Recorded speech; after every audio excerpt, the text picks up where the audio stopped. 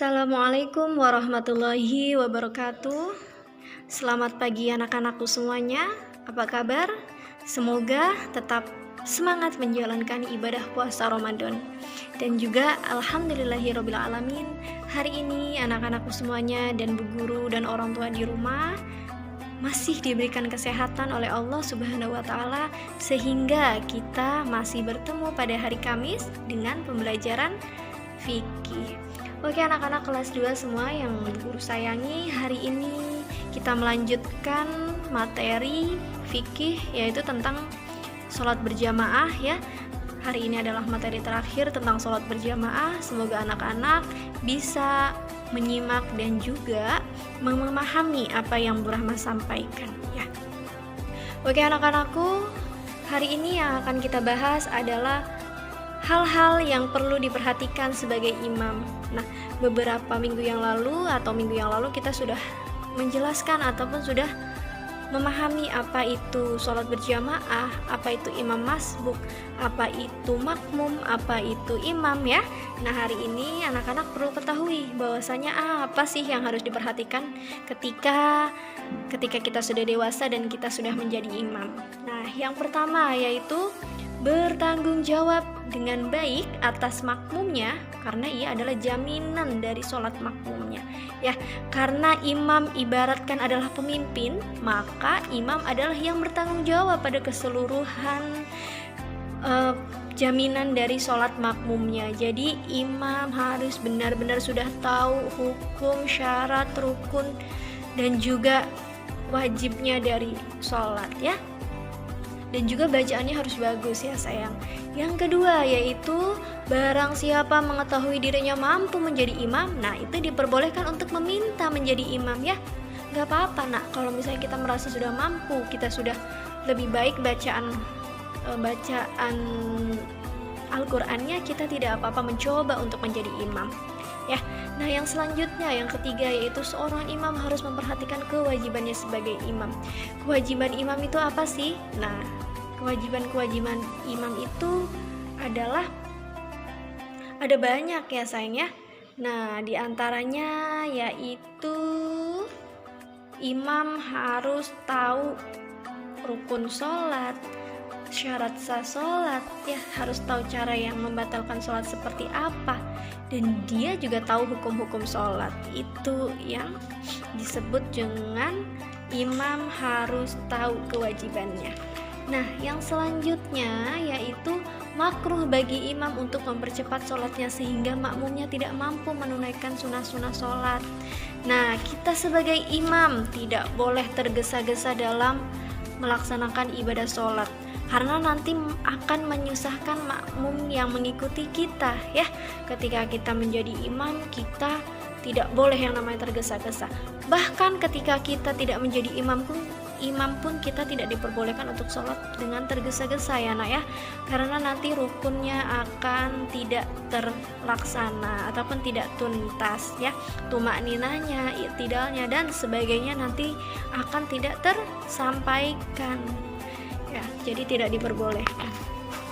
Nah yang kelima yaitu disunahkan bagi imam untuk membaca ayat-ayat Al-Quran dengan tartil baik dan benar. Nah tadi yang sudah ibu jelaskan bahwa seorang imam harus benar-benar sudah mampu membaca Al-Quran dengan baik ya, baik dengan makhorijul hurufnya ataupun juga tajwidnya.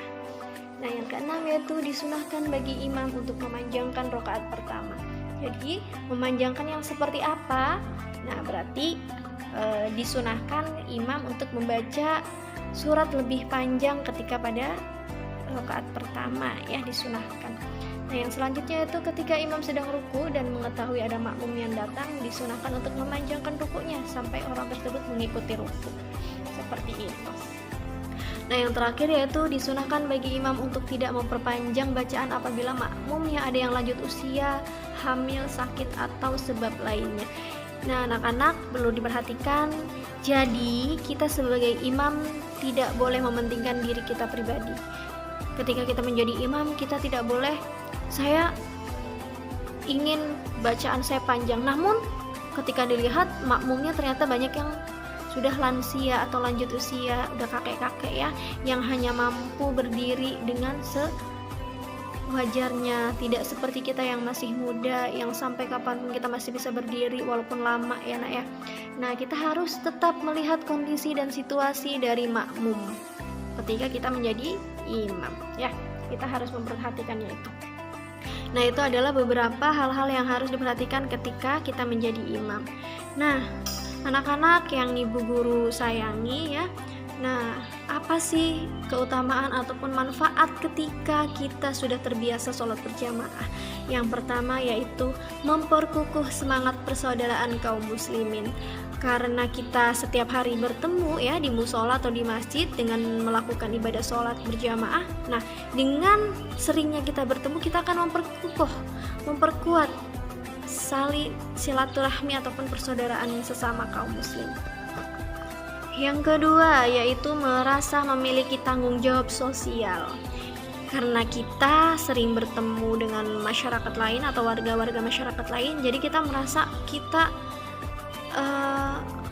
memiliki tanggung jawab untuk bersikap sosial. Karena yang namanya manusia itu tidak akan pernah bisa hidup sendiri ya sayang ya, pasti membutuhkan bantuan ataupun butuh orang lain ketika kita ingin melaksanakan apapun itu.